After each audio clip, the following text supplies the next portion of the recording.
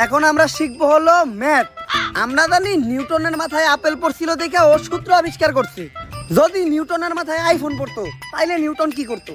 কি করতো স্যার?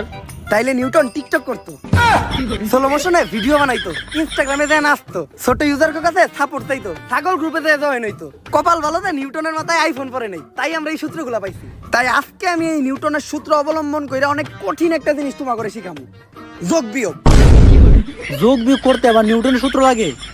10 যোগ 15 সমান সমান নিউটনের তৃতীয় সূত্রটা নিউটনের দ্বিতীয় সূত্র দিয়ে ভাগ দেওয়ার পর গুণ দিলে। ও আচ্ছা, চলো না আমরা আবার এক হই।